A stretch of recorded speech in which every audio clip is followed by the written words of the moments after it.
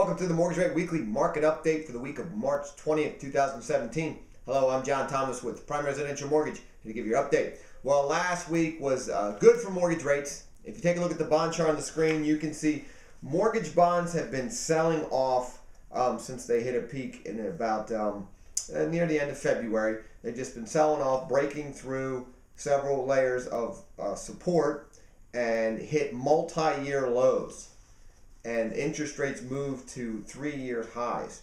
And it looked like they were going to break through the support that we had back in December, which would have put mortgage rates on a move to rates we haven't seen in 6 years. But good news is mortgage bonds were able to rally off support there at the S2 line, move higher, break above the S1 line, which they did on Wednesday after the Feds made their statement about raising short-term interest rates. Had a huge rally with the big green candle, and now we're up against a tough ceiling of resistance there at R1. We're looking hopefully to break through that. If we can, we'll see mortgage interest rates move lower, but if they get turned lower here and fall back down to S1 or S2, that could be not so good news. But if we go back to historically in December, when the Feds did the rate hike back in December, mortgage bonds were able to rally higher, move interest rates lower. So with that in mind, with us right at the ceiling of resistance at R1, we're going to recommend cautiously floating your interest rate to start the week to see if mortgage bonds can break through that ceiling of resistance. If they can, we might have a nice rally higher in the bond market, which could move interest rates back lower to where they were near the end of February. So that's what we're looking for. But again, be cautious. If something changes, bond market loses steam, we fall back to that S1 or S2 resistance level we saw on the chart. That could be bad news. We would quickly switch to a locking stance. Now, in the economic news, the big news last week was the Federal Reserve had their meeting on March 14th and 15th. On the 15th, they released, as everyone expected, they did raise their Fed funds rate 0.25%, which and the comments they said, but Janet Yellen said that the simple message is the economy is doing well, but then they were dovish on whether they would raise again or not. So it rallied the stock market and the bond market. So that was all in all a good Fed meeting that helped both bonds and stocks. Then we saw consumer price index, the CPI, which is a measure of inflation at the wholesale level. That came out on Wednesday. It rose 0.1%, moving up from 2.5 to 2.6%, which is the highest reading in 5 years.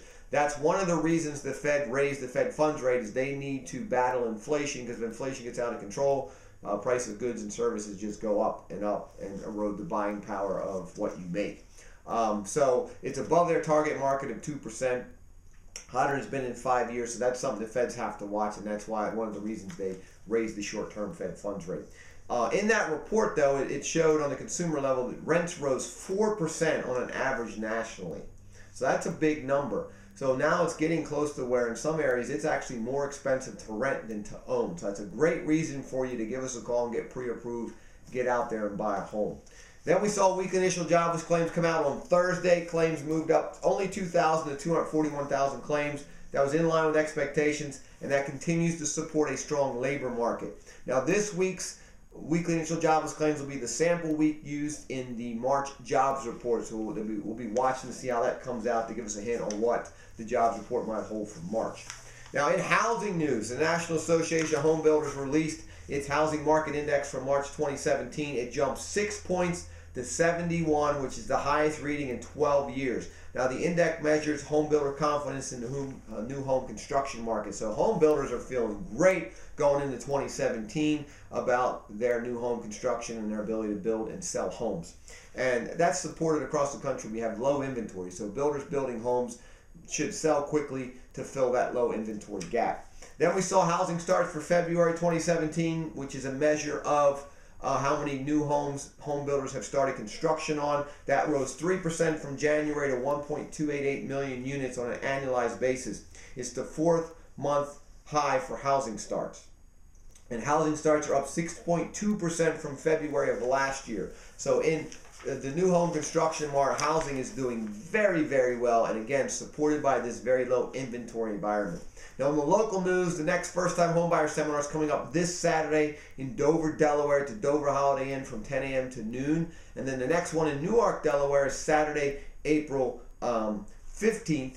That is at the Christiana Hilton Hotel from 10 a.m. to noon as well. You can register for either one of those events by giving us a call in the office at 703-0727 or online, www.delawarehomebuyerSeminar.com. Look forward to seeing you guys next week.